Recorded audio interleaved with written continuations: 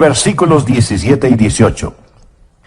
Porque esta leve tribulación momentánea produce en nosotros un cada vez más excelente y eterno peso de gloria, no mirando nosotros las cosas que se ven, sino las que no se ven. Pues las cosas que se ven son temporales, pero las que no se ven son eternas. Pablo está haciendo un contraste entre la levedad de sus tribulaciones presentes y el peso de la gloria que será nuestra. Hace un contraste entre el dolor y la gloria, entre aquello que se ve y aquello que no se ve.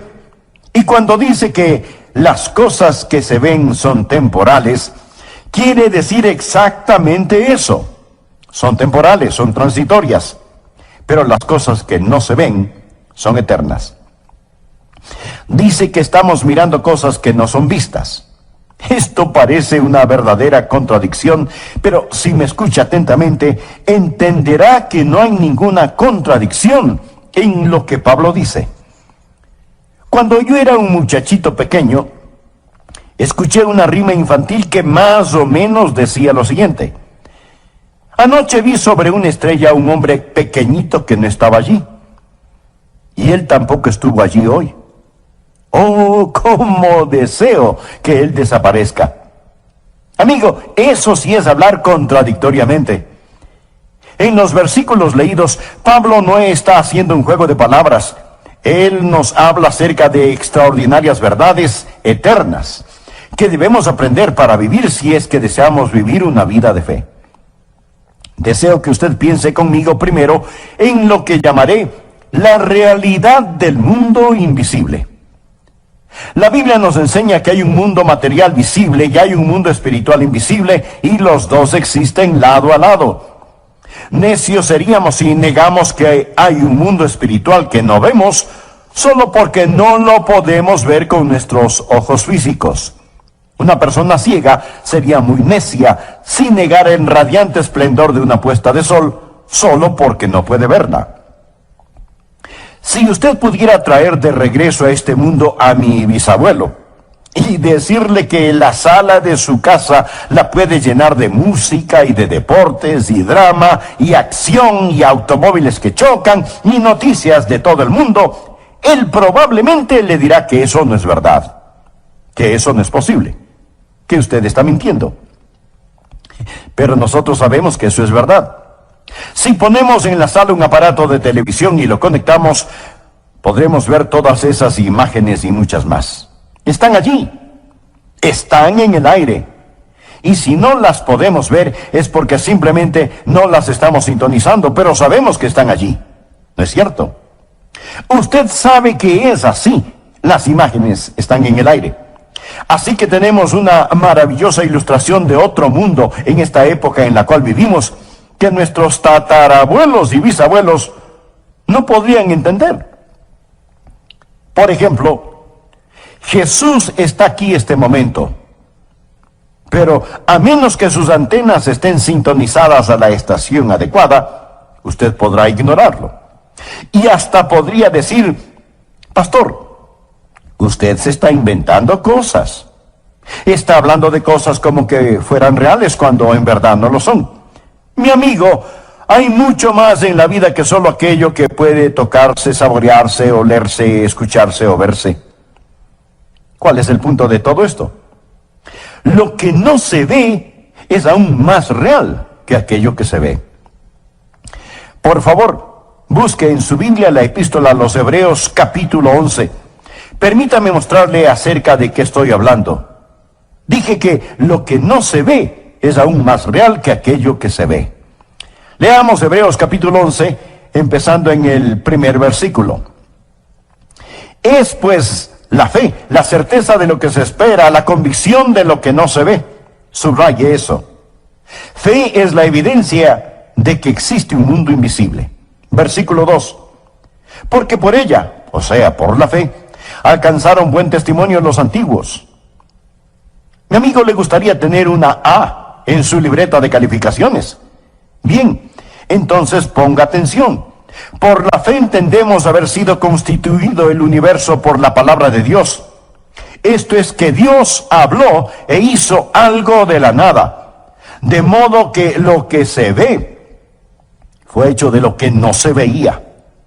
Otra traducción dice, lo visible fue hecho de lo invisible. Las cosas que se ven primero fueron hechas de las cosas que no se veían. O sea, lo invisible estuvo antes que lo visible. Antes de que hubiera cualquier cosa que se podía tocar, saborear, escuchar u oler, estaba el Espíritu invisible de Dios y la palabra de Dios que hizo realidad todas estas cosas. Lo invisible estuvo presente antes que lo visible. Algunas veces la gente trata de negar la idea de Dios diciendo que todo simplemente sucedió y aún tratan de explicar cómo comenzó la vida. De hecho, hace ya varios años, un científico se metió en su laboratorio y anunció que había creado vida en ese laboratorio. Ahora, él no creó vida. Eso es absurdo. Lo que él hizo fue sintetizar algunos aminoácidos que tienen cualidades parecidas a la vida. Y por eso él dijo, he creado la vida. Por supuesto, poco tiempo después, muchos otros científicos comenzaron a reírse y a burlarse de él. Eso sería como el caso de un hombre cuyo padre era un excelente maestro constructor, que había construido una extraordinaria y hermosa mansión. Mientras su padre estaba ausente, este hombre tomó las herramientas de su padre, los materiales de construcción, los planos detallados y precisos, los estudió cuidadosamente, miró detenidamente el modelo a escala y con todo lo que le pertenecía a su padre, construyó un pequeño gallinero. Y luego, observándolo, dijo, esto prueba que mi padre no existe. En cierta forma, eso es lo mismo que ese científico hizo en el laboratorio. Usó los materiales de Dios, las herramientas de Dios, el modelo de Dios, todo lo que le pertenecía a Dios, y sintetizó algo que ni siquiera era vida. Y con el pecho inflado por el orgullo, se comportó como si no hubiera Dios.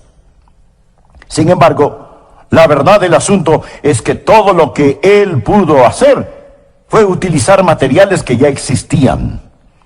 Dios, en cambio, hizo todo de la nada. Así que el mundo invisible estuvo aquí primero.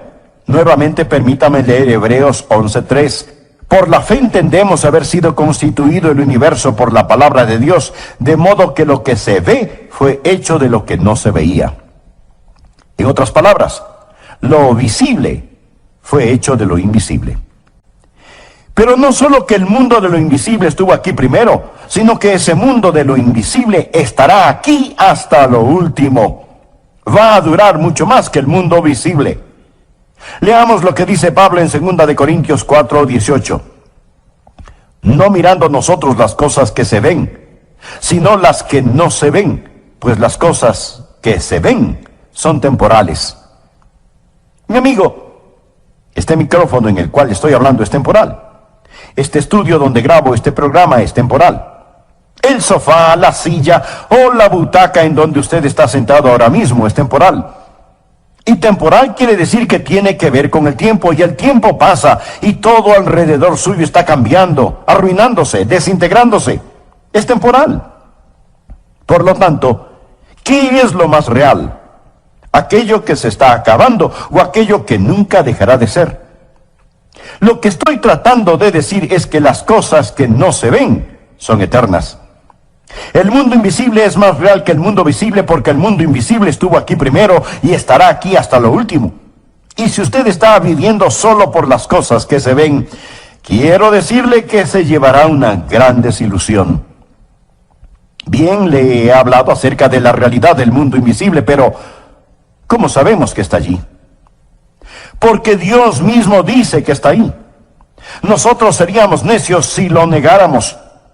Pero no solo quiero informarle de esa realidad, sino también de los recursos de la misma. ¿En qué nos beneficia saber que existe un mundo invisible? Bueno, hay grandes y vitales recursos en el mundo invisible que pueden ser nuestros, y le voy a decir cómo aprovechar esos recursos de acuerdo a la palabra de Dios. Veremos qué clase de recursos son, sabiendo qué significa este mundo invisible para usted y para mí. En primer lugar, sabemos que hay un mundo invisible, que es un enorme recurso cuando usted está enfrentando problemas. Y todos enfrentamos problemas. Si usted no ha tenido ningún problema últimamente, pues solamente espere. Le aseguro que en su camino hay un problema que lleva su nombre. Ahora permítame aclarar que el ser un creyente no le hace a usted inmune a los problemas. Segunda de Corintios 4, empezando en el versículo 3. Pero si nuestro evangelio está aún encubierto, entre los que se pierden está encubierto.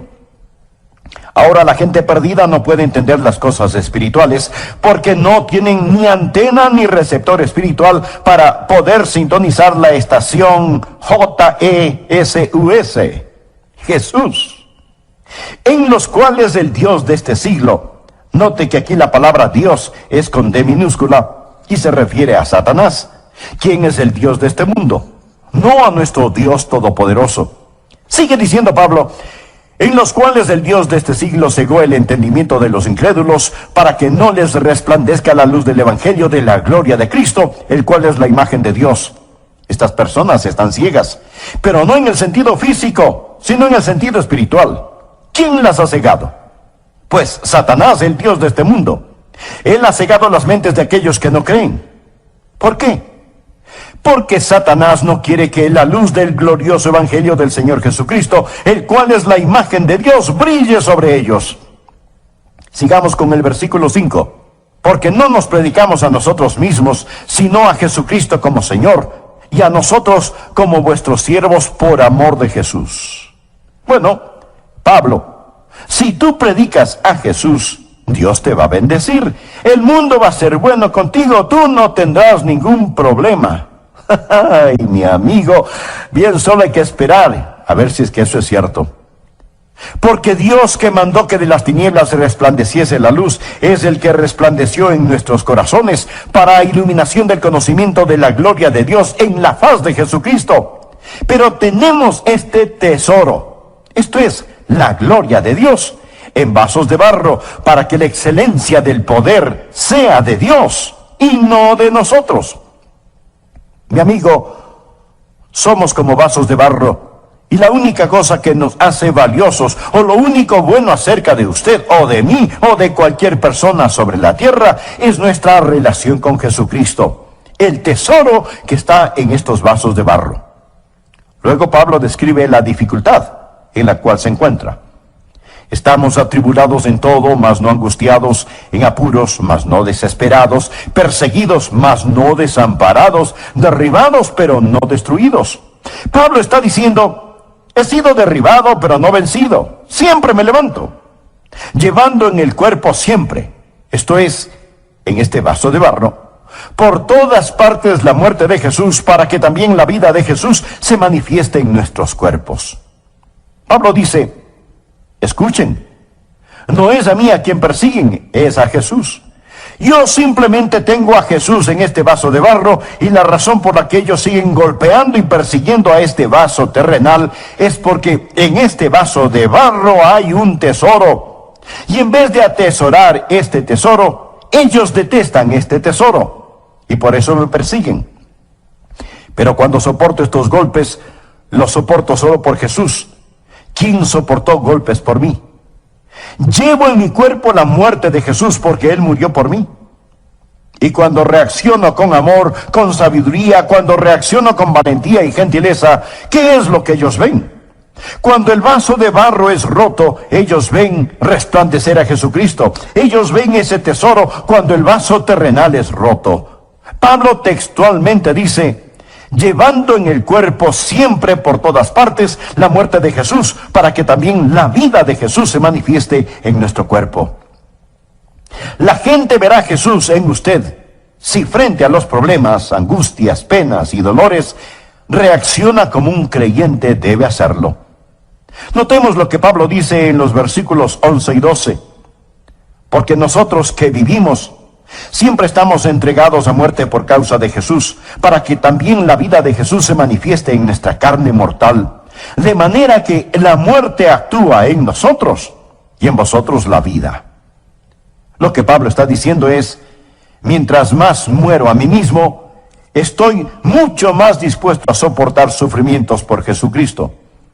Y así su vida brilla mucho más en mí. Pero teniendo el mismo espíritu de fe, conforme a lo que está escrito, creí, por lo cual hablé.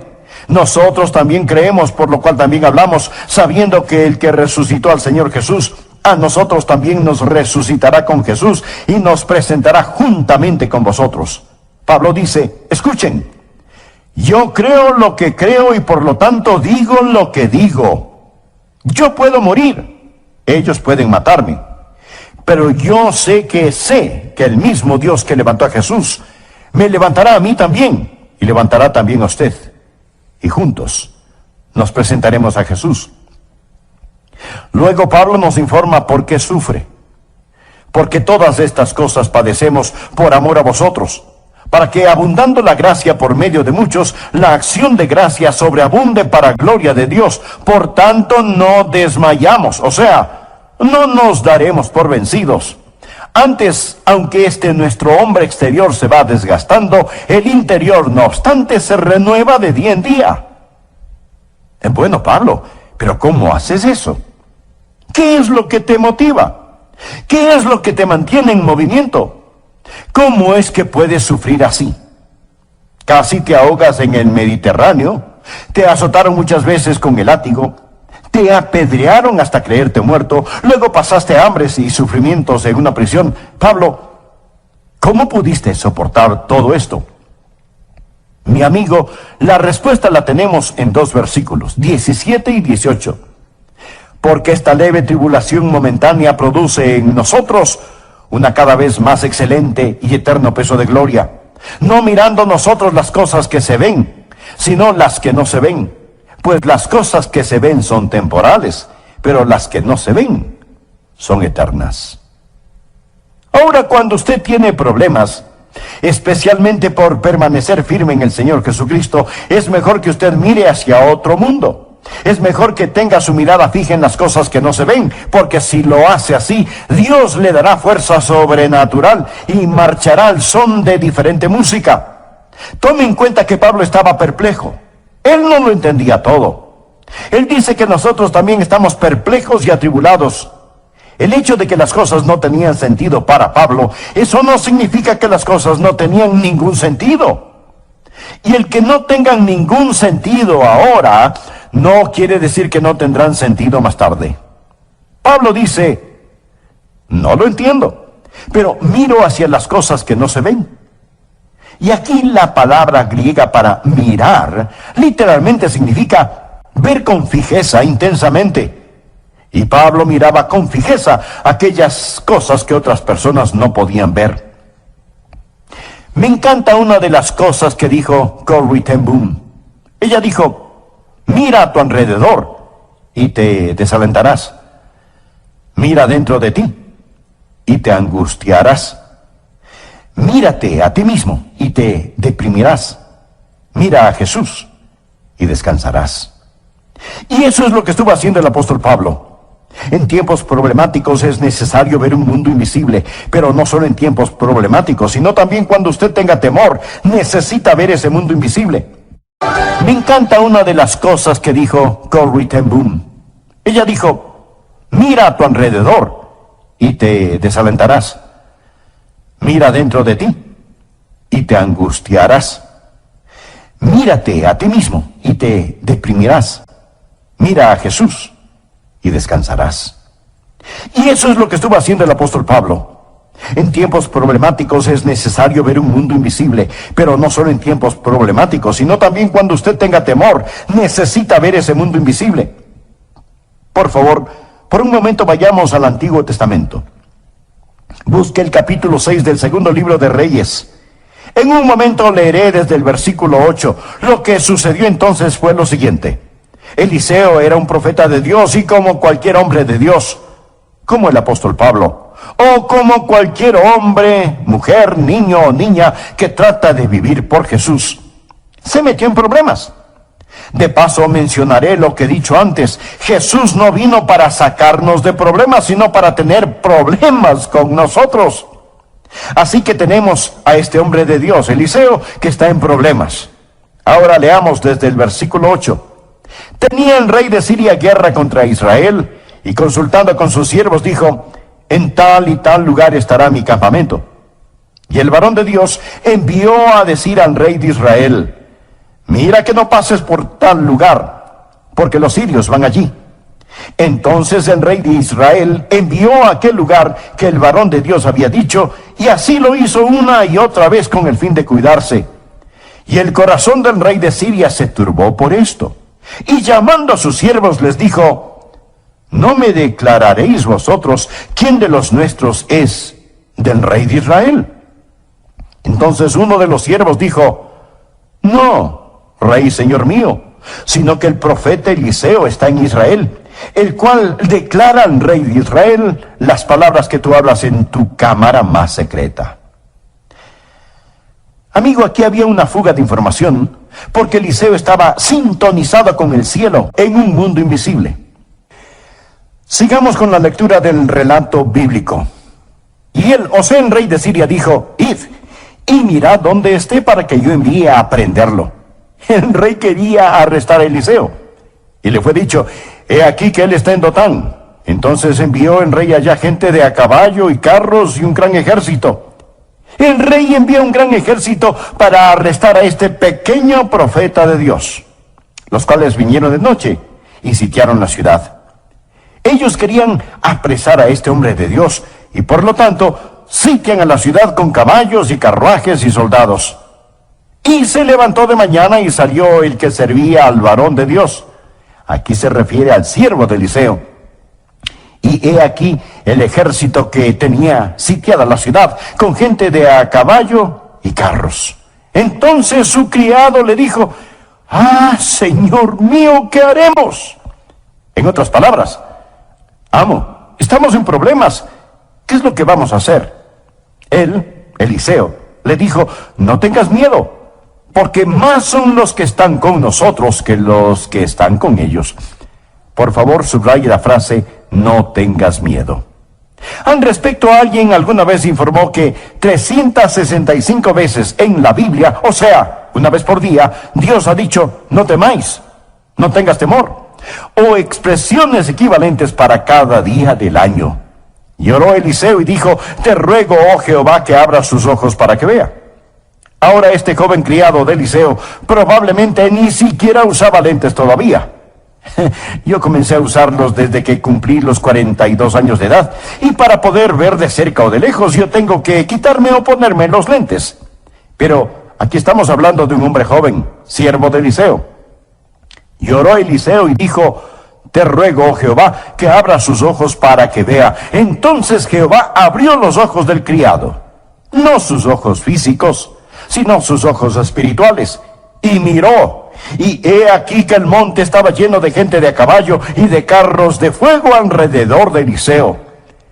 El enemigo tenía sus soldados y Dios tenía sus soldados.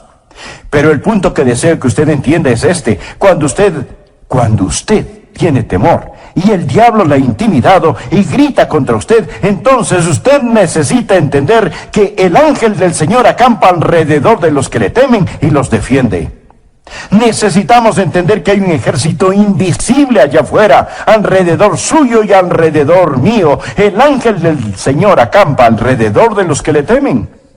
Anota el siguiente versículo, Salmo 68, 17.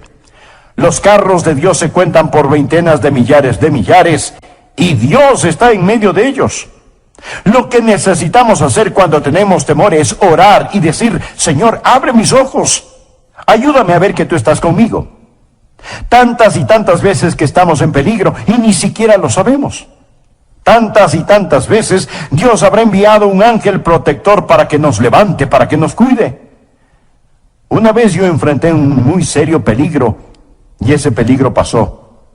Pero cuando estuve en ese muy serio peligro físico, yo me refugié en la palabra de Dios y leí: no moriré, sino que viviré, para dar testimonio del evangelio de la gracia de Dios.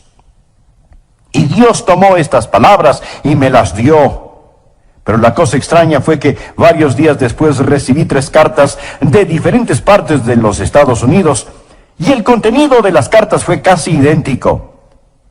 Pastor Adrián, ¿estuvo en dificultades o problemas? porque Dios puso en mi corazón que debía orar por usted. No lo entiendo, pero Dios me dijo que debía orar especialmente por usted. Mi amigo, déjeme decirle que fue una gran bendición el recibir esas cartas.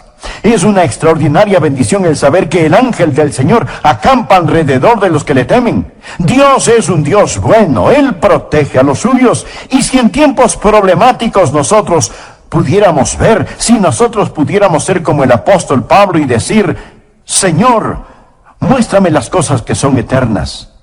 Si nosotros en tiempos de temor y persecución pudiéramos decir: Señor, abre mis ojos para que pueda ver los ángeles que acampan a mi alrededor protegiéndome. Nadie puede tocarnos, ninguna cosa puede tocarnos, excepto que venga a través del ángel de Dios primero. Y si Dios lo permite, Él lo permitirá para su bienestar y para su gloria. En tiempos de tentación, si alguna vez es tentado, y le puedo asegurar que será tentado, usted necesita ver el mundo invisible. Volvamos a Hebreos 11. Es pues la fe, la certeza de lo que se espera, la convicción de lo que no se ve. ¿Puede ver eso? Teniendo esta declaración en mente, leamos los versículos 24 y 25. Por fe Moisés, hecho ya grande, rehusó llamarse hijo de la hija del faraón, escogiendo antes ser maltratado con el pueblo de Dios que gozar de los deleites temporales del pecado. Ahora tenemos que entender que Moisés pudo haber tenido riquezas increíbles, pudo haber vivido un lujoso estilo de vida, él pudo haber experimentado cada placer y pecado que el mundo puede ofrecer. Él pudo haber sido el emperador de la más poderosa nación sobre la tierra, pero él rechazó todo eso. La Biblia dice: rehusó llamarse hijo de la hija del faraón, escogiendo antes ser maltratado con el pueblo de Dios que gozar de los deleites temporales del pecado, teniendo por mayores riquezas el vituperio de Cristo que los tesoros de los egipcios, porque tenía la mira puesta en el galardón. Quiere decir que él miró hacia lo final. Él vio la conclusión de todo el asunto. Por la fe dejó Egipto, no temiendo la ira del rey. Ahora preste atención a la siguiente frase: porque se sostuvo como viendo al invisible. Una vez más, vemos que en tiempos problemáticos hay que ver lo invisible. En momentos de temor hay que ver lo invisible. En tiempos de tentación hay que ver lo invisible. Eso es lo que va a impulsarle a usted hacia adelante. Eso es lo que lo mantendrá en el camino correcto. Ahora, ¿cómo va a lograr esto en su vida? ¿Cómo va a conocer todo esto y hacerlo real? Hemos estado hablando acerca de la realidad del mundo que no vemos. Hemos hablado de los maravillosos recursos de este mundo invisible, pero ¿cómo recibe y cómo libera el poder de este mundo invisible para su propia vida? Sigamos con Hebreos capítulo 11. Y le diré cómo trae este mundo invisible al mundo físico y material en el cual vivimos. Antes que nada, usted debe saber que hay tres grandes enemigos de nuestra fe. Primero, las apariencias. Segundo, las emociones. Y tercero, la razón. Tres enemigos de la fe. Nada negativo con ninguno de ellos, excepto que hacen guerra contra nuestra fe, la cual se sustenta en el principio divino que dice: la fe es la certeza de lo que se espera, la convicción de lo que no se ve. Las apariencias pueden ser un gran enemigo de la fe, porque usted bien sabe que las apariencias son engañosas. ¿Y qué es la esperanza? Permítame darle una definición de esperanza. Hebreos dice que la fe es la certeza de lo que se espera. Esperanza es la unión de la anticipación y la seguridad. Fe es la evidencia de la anticipación unida a la seguridad. Esperanza significa que hay algo que anticipamos va a suceder y es una anticipación llena de gozo. Cuando yo era un muchachito, podía anticipar cuándo iba a ser castigado, pero esa anticipación carecía de gozo. La esperanza significa la anticipación que, unida a la seguridad, está basada en las promesas divinas. La fe viene por escuchar la palabra de Dios. Cuando escuchamos la palabra de Dios tenemos esperanza y fe. Si no viere en sus manos la señal de los clavos, y metiere mi dedo en el lugar de los clavos, y metiere mi mano en su costado, no creeré. Aquí tenemos a un hombre cuya fe fue obstaculizada por su deseo de ver. Simón Pedro aprendió que no se debe vivir de esta manera. En 1 de Pedro 1:8 habla acerca de Jesús y dice: a quien amáis sin haberle visto, en quien creyendo, aunque ahora no lo veáis, os alegráis con gozo inefable y glorioso. Si alguno de ustedes me pregunta: Pastor Adrián, ¿ha visto usted a Jesús? Le responderé: no, pero le amo. No lo he visto, pero le amo y creo en él. El problema es que algunas veces solo creemos aquello que nuestros sentidos nos comunican, en vez de dejar que sea la fe la evidencia de las cosas que no vemos, la certeza de las cosas que esperamos. Hay veces que oramos y decimos: Señor, yo creo. Pero sabemos en realidad que no creemos. Solamente decimos que creemos. Pensamos que si lo decimos, eso lo tornará en verdad. ¿Le ha pasado eso alguna vez? Oramos: Señor, realmente voy a creer en ti para esto.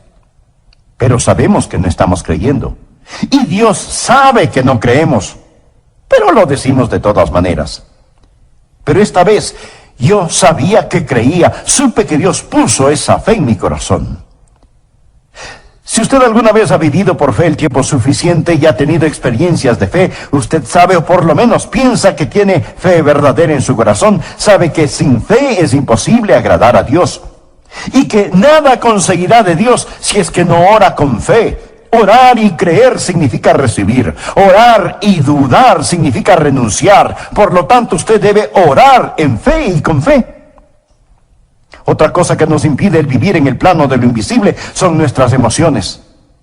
Algunas veces es lo que vemos lo que batalla contra nuestra fe. Otras veces son nuestras emociones. Y eso es muy semejante a aquello de que si no lo podemos ver, entonces lo queremos sentir. ¿Alguna vez ha tratado de orar y sus oraciones parece que no tuvieran sustancia? ¿Sabe de lo que estoy hablando?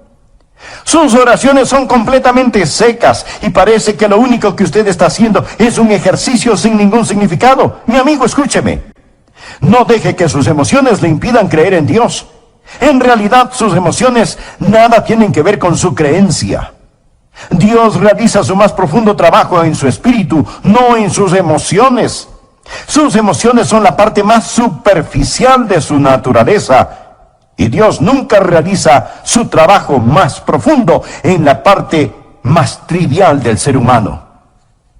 Y hay ocasiones, hay momentos cuando sus emociones simplemente no son lo que deben ser. Usted despierta una mañana con un fuerte dolor de cabeza y trata de tener un tiempo devocional y se dice: oh, yo soy un hipócrita, no tengo ganas de orar. Y Dios no escucha mis oraciones de todas maneras. Y usted siente como que si Dios estuviera miles de años luz de distancia. Tiene acidez estomacal, le duele la cabeza y no puede concentrarse en la oración. Y si usted no tiene cuidado, puede comenzar a sentirse nada espiritual. Y entonces se toma un Alka-Seltzer o algo por el estilo, se siente un poquito mejor, su mente se despeja, sale el sol, desaparece su dolor de cabeza y tiene un hermoso íntimo tiempo devocional. Y usted piensa: me siento tan cerca de Dios. Pero usted es la misma persona ahora que cuando tenía su dolor de cabeza. ¿Piensa que Dios estaba en esas tabletas de Alka-Seltzer que se tomó? De ninguna manera. Escúcheme, cuando usted se acerca a Dios en oración, no le ofrezca el vacío de sus emociones. Venga con sus manos llenas del incienso de la palabra de Jesús. Ore en el nombre de Jesús. Y como usted se siente, poco tiene que ver con eso. No es lo que ve. No es lo que siente. He descubierto eso muchas veces en la predicación y he predicado por mucho tiempo y he predicado muchísimos mensajes. Quiero compartir con usted un secreto. Hay veces en que no me siento con ganas de predicar. Y alguien podrá decir: usted está bromeando, pastor. Usted está siempre tan lleno de Dios que siempre está impaciente por predicar. Oh, mi amigo, desearía que eso fuera verdad.